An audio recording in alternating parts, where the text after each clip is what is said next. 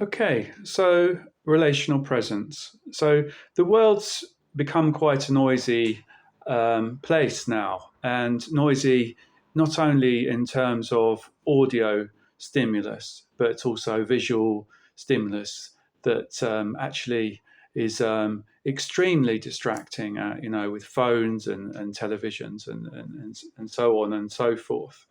Um, so the more kind of stimulus we have, the less room and space we have and time. So it's both about space and time. The less space and time we have for states, mental states such as reverie, contemplation, and daydreaming. And I think this becomes a bit of a vicious cycle because the more we become distracted, the less we are going into ourselves and sort of dreaming about what's happening, dreaming our experience, if you like, um, and imagining things. And as our devices take the place of our imaginations, then there is a danger that when we do actually have an opportunity to daydream or contemplate or to think about our thoughts, that when we're with another person, so say, for example, we're having a conversation and that person falls silent for a moment, we might even experience that as a particular kind of intrusion or an attack, because there isn't any stimulus. So it's kind of paradoxical because you think it should be the opposite, really. That if somebody's always talking, or we're getting this stimulation all the time, that's intrusive. But when we get used to that particular way of being, then the actual silence, the capacity to contemplate, to dream, then becomes an intrusion or an impingement. So this, so I would say that a true relational presence is when we can be with another person and we can daydream together. We can be with our thoughts, and but whilst maintaining a presence of that a presence in our mind of that other person. So we're not cutting them off. We're not cutting them out of our awareness. It's a kind of dual awareness. So we're with our own thoughts. We're contemplating, but we're also with the other person, very much so. It's a very much an embodied feeling, and I'm talking about sort of different levels of consciousness, really, that we can enjoy, and which can deepen and enrich our experience of being human. So, but this doesn't mean that you have to be actually physically present with somebody. That can be a very, as I say, a very profound and emotionally rewarding experience. However, it might not be the case. We might find, for example, that we're sitting on a train, which can be a great opportunity for the kind of states of mind which I'm advocating here, a place for reverie.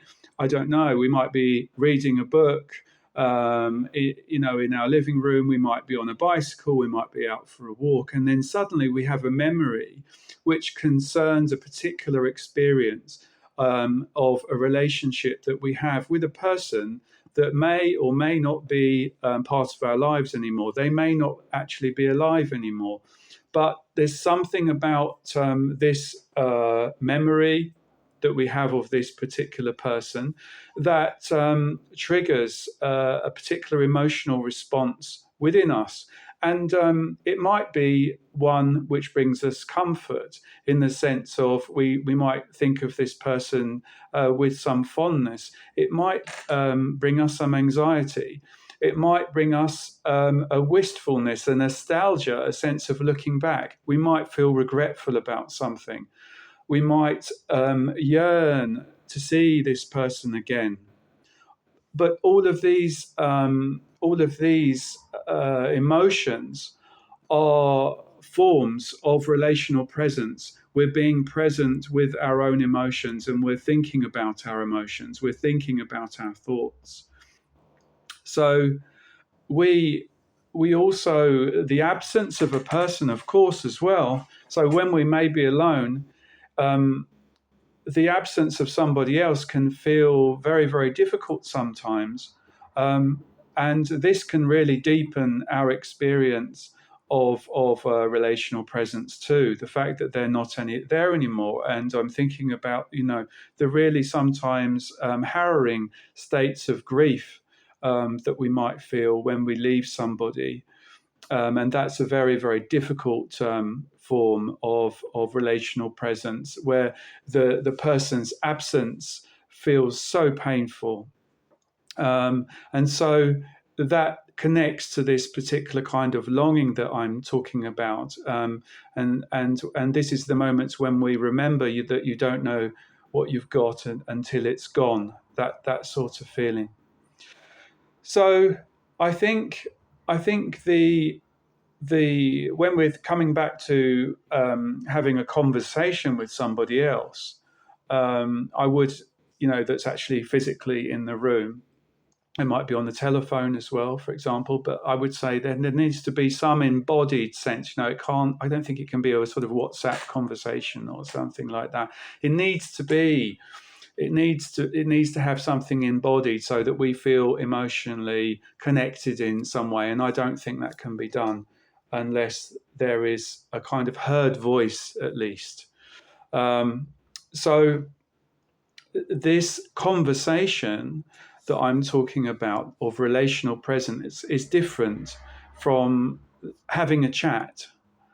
So in the conversation of relational presence, there isn't this urgency that I was talking about to fill the spaces. And the pauses, importantly, are mutually understood by both people as a part of a relational tapestry, a lunar equivalent to the solar of words, you might say. And the pauses then become paths which pave the way to a shared contemplation. So pauses are invitations to dream together with the other person, and we might then follow these paths and find shared memories together, or shared regrets, shared things that we long for. And so this mutual dreaming together of something can bring particular people and memories to life once again. So when we're in touch with our emotions, then this is a profoundly affecting experience, and sometimes they can be so powerful that we feel very, very close to particular people. And and people who have lost people will say this, that they feel their presence very, very closely, and they find great comfort from that when they're gone.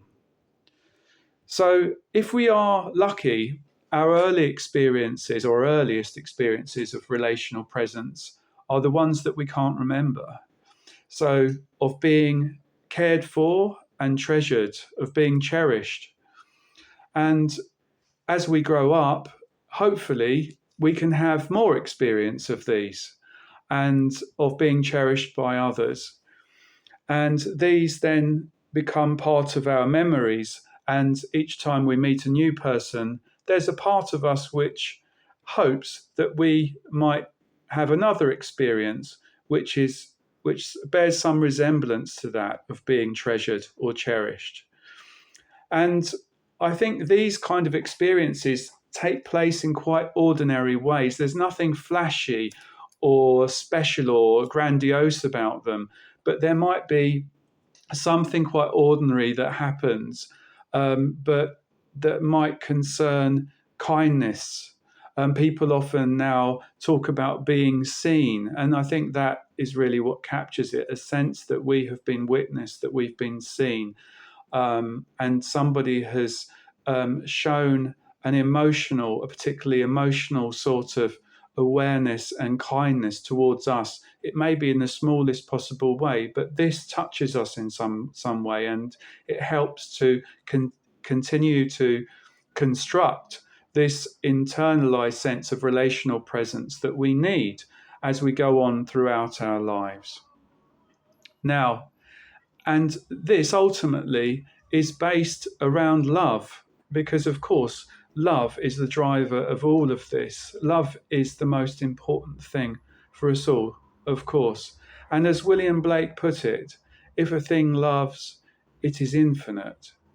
And I would add that if a human loves, then a human is infinite.